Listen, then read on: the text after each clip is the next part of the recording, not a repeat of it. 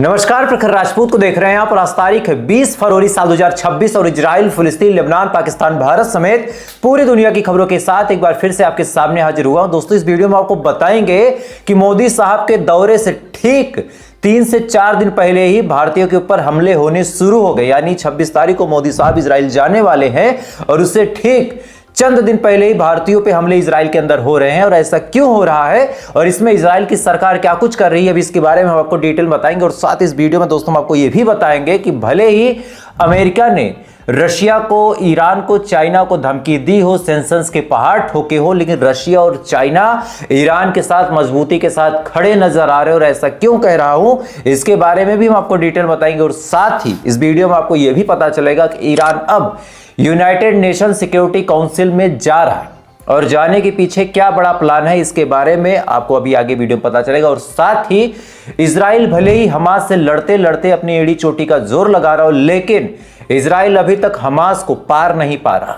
Israel Hamas को खत्म करने के ख्याल से 2 सालों से लड़ रहा है, लेकिन इसके बावजूद भी इजराइल ने हमास को केवल 20 से 30% ही नुकसान पहुंचाया है। और ऐसा क्यों कह रहा हूं, इसके बारे में भी हम आपको बताएंगे। और साथ ही भारत की कुछ ऐसी खबरें आज आपके सामने रखेंगे कि इसको जानने के बाद, इसको सुनने के बाद आपके पैरों तले दोस्तों जमीन खिसकने वाली। यानी यकीन मानिए आज की जो खबर है बहुत ज्यादा अहम है, बहुत ज्यादा इंपॉर्टेंट। इस वजह से वीडियो को लास्ट तक जरूर देखिएगा। चैनल पर नए हैं तो वीडियो को लाइक करके, चैनल को सब्सक्राइब करके अपना प्यार जरूर दीजिएगा। और साथ ही इजराइल और ईरान की इस जंग में आप मुझे कमेंट करके बताइए कि आपका दिल किसके हक में दुआ करता है। तब तक एक करके मैं आपको खबरें बताता हूं। और सबसे पहली खबर दोस्तों, मैं आज आपको भारत और ईरान की मिक्स बताऊंगा। दरअसल इजराइल के प्रधानमंत्री बेंजामिन नेतन्याहू 2 से 3 दिन पहले ये ऐलान करते हैं कि भारत के प्रधानमंत्री नरेंद्र दामोदर दास मोदी अब इजराइल जाने वाले हैं। इसी बीच जो अंधभक्त मंडली है उसने एक वीडियो मॉर्फ किया, यानी ऑटो डब किया और एक फेक वीडियो भी फैला दिया, जिसमें बेंजामिन नेतन्याहू ये कहते हुए नजर आए कि भारत से वो 10 मिलियन लोगों को, यानी लगभग 1 करोड़ लोगों को लेके इजराइल जाएंगे और इजराइल जाके लोगों को बसाया जाएगा। इसके बाद जो गोदी मीडिया है, जो आईटी सेल है, उस फर्जी प्रोपोगेंडा वाले वीडियो को दिखाते हुए कहने लगे कि देखो इजराइल भी मानता है कि भारत के हिंदू बड़े अच्छे हैं, नो डाउट बड़े अच्छे हैं, लेकिन इस हिसाब से किसी दूसरे देश के प्रधानमंत्री का नाम यूज करके और उसके नाम का फर्जी एआई वीडियो बना के गोदी मीडिया और आईटी सेलों ने भारत की कितनी फजीयत कराई, आप यहां से ये समझ सकते हैं। बहरहाल अब खबर यह है कि बेंजामिन नेतन्याहू ने दावा किया कि भारत के प्रधानमंत्री नरेंद्र मोदी जी इजराइल जाएंगे 26 फरवरी को। ठीक है भाई साहब, भारत वालों ने सवाल भी पूछा कि अगर मोदी साहब को वहां जाना था तो ये ऐलान मोदी साहब ने क्यों नहीं किया। अगर टैरिफ की बात होती है तो ट्रंप ऐलान कर देता है, सीज फायर की बात होती है तो ट्रंप ऐलान कर देता है, भारत कहीं जाएगा तो ऐसे हाल में इजराइल ऐलान करेगा, तो भारत का अपना स्टैंड क्या है। खैर, इधर जब ऐलान किया गया उसी के जस्ट बाद खबर निकल के सामने आई है और इसका मैं आपको लाइव वीडियो भी दिखाऊंगा कि 2 भारतीयों को बड़े प्लान्ड तरीके से इजराइल के एक खास इलाके में बुलाया जाता है और उनकी बेरहमी से पिटाई की जाती है। उसका छोटा सा वीडियो आप अपनी स्क्रीन पे देखें, फिर मैं आपको बताता हूं।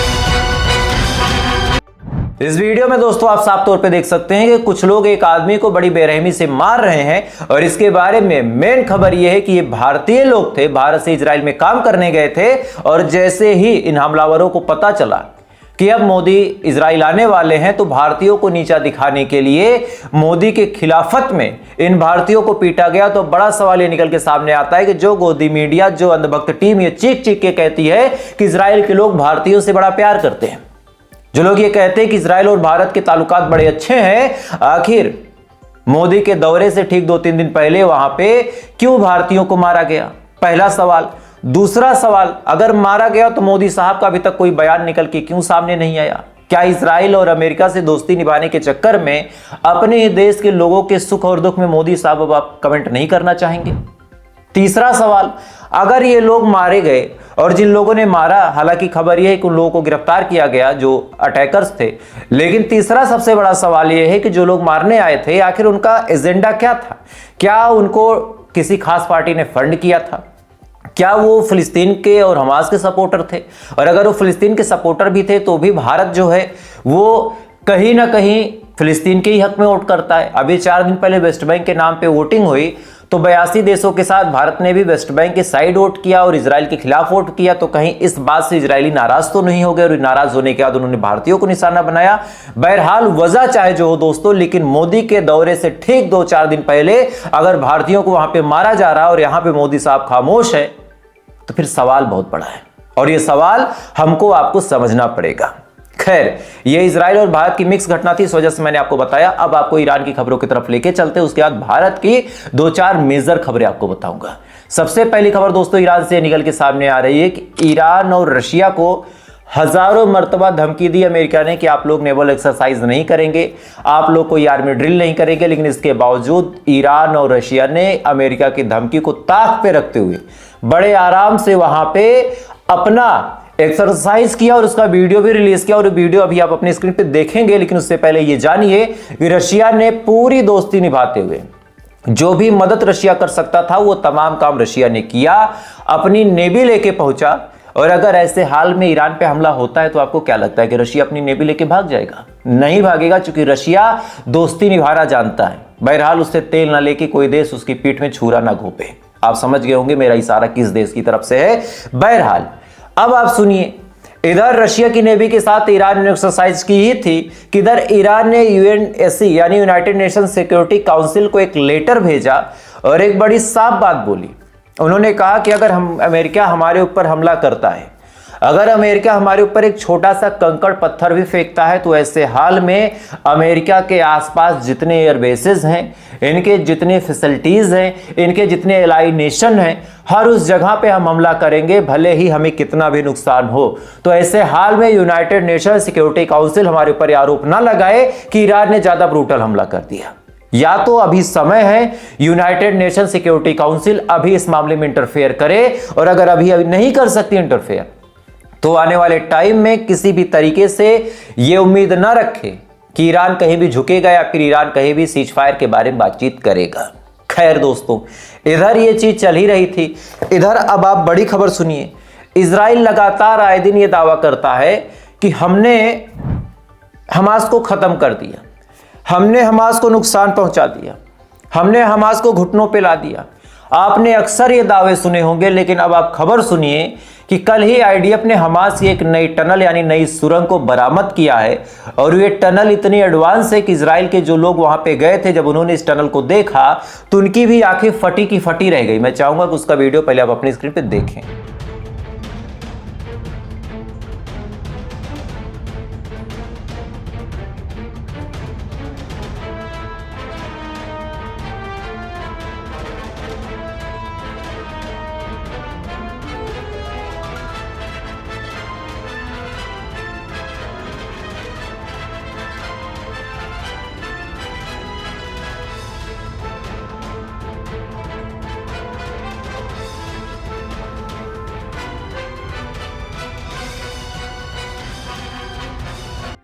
इस वीडियो में दोस्तों आप साफ तौर पे देख सकते हैं कि किस हिसाब से इजराइल ने ऐसी एडवांस टनल बरामद की है कि दीवारें भी आप देखें, दीवार के अंदर का स्ट्रक्चर आप देखें, यानी कोई भी चीज अगर आप देखेंगे तो सारी चीजें बड़ी एडवांस लेवल पे बड़ी डेवलप्ड है।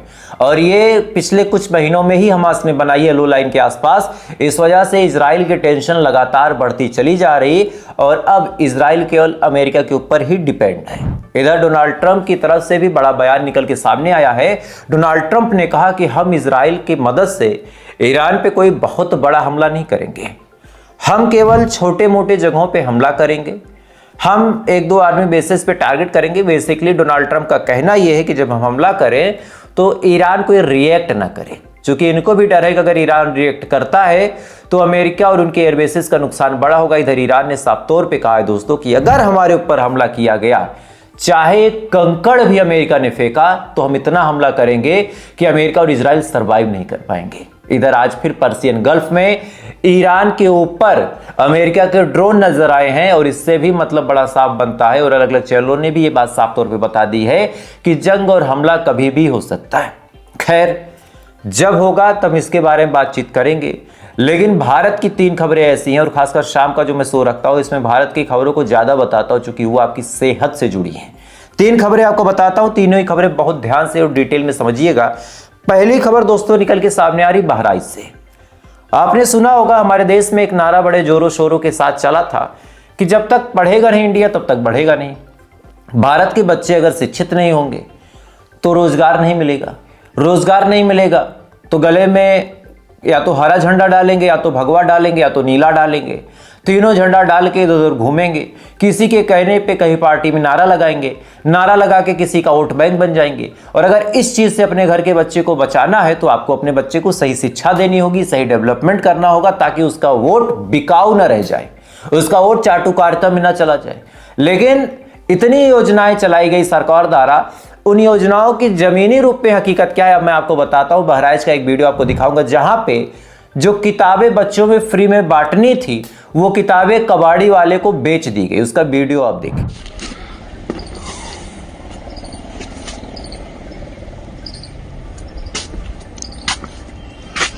सरकारी किताबों से लदा हुआ बंडल, ये देखिए कौन सी किताबें हैं भी आपको दिखाते हैं। समग्र शिक्षा कक्षा 4 के लिए कला की पाठ्य पुस्तक,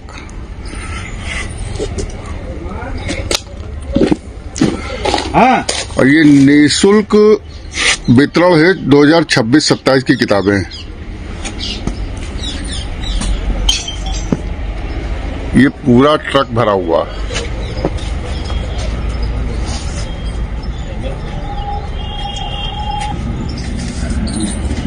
ये देखिए यहाँ कबाड़ की दुकान है, कबाड़ की दुकान पे ये किताबें आई हैं। भैया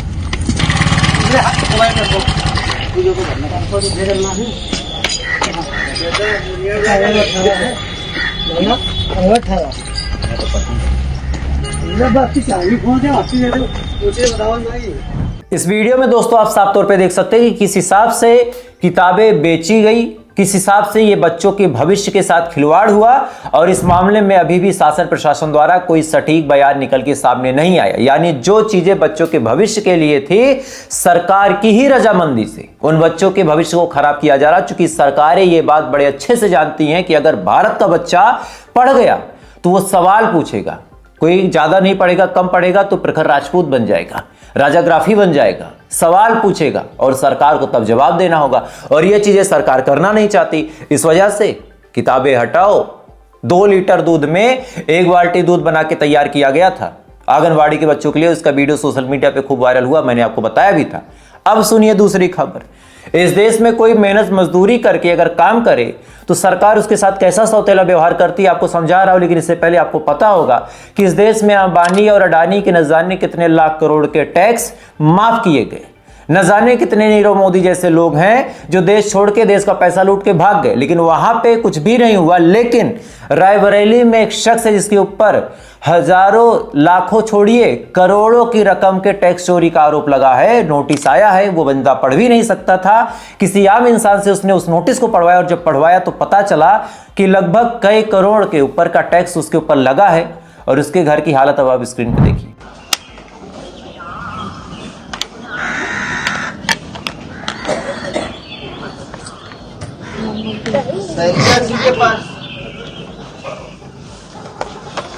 संतोष दादा